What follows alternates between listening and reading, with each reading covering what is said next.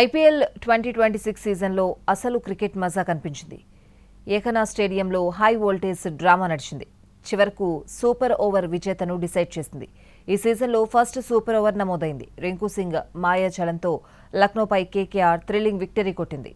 ఐపీఎల్లో నరాలు తెగే మ్యాచ్. గెలిచేదెవరో అర్థం కాని పరిస్థితి. స్కోర్ పెద్దదేం కాదు.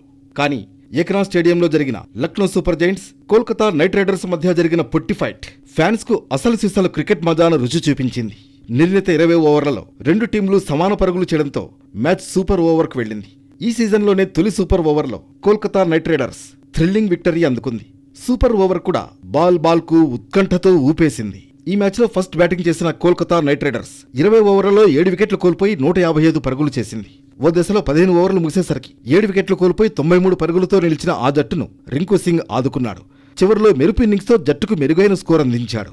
రింకు సింగ్ 51 బంతుల్లో 7 ఫోర్లు 5 సిక్సర్లతో 83 పరుగులు చేశాడు. రింకు మెరుపు ఇన్నింగ్స్లో లాస్ట్ ఓవర్లో ఏకంగా 4 సిక్స్లున్నాయి. దీంతో కేకేఆర్ 155 రన్స్ చేసింది. 156 పరుగుల టార్గెట్తో దిగిన లక్నో సూపర్ జైంట్స్ కేకేఆర్ బౌలర్లకు ధీటుగా ఆన్సర్ ఇచ్చింది. లక్నో చివరి ఓవర్లో హైడ్రామా నెలకొంది. విజయానికి చివరి ఓవర్లో 17 పరుగులు అవసరమయ్యాయి.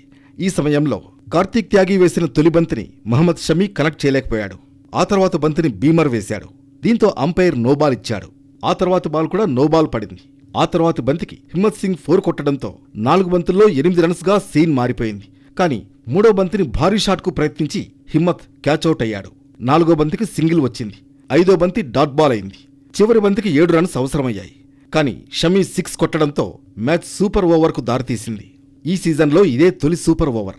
ఇక సూపర్ ఓవర్లో కేకేఆర్ తరఫున సునీల్ నరైన్ బంతిని అందుకున్నాడు. తొలి బంతికే అద్భుతమైన బౌలింగ్తో నికోలస్ పూరన్ను బౌల్డ్ చేశాడు. 2వ బంతికి పంత్ సింగిల్ తీగా 3వ బంతికి మార్క్రమ్ క్యాచ్అవుట్ అయ్యాడు. దీంతో 1 పరుగుకే లక్నో ఇన్నింగ్స్ ముగిసింది.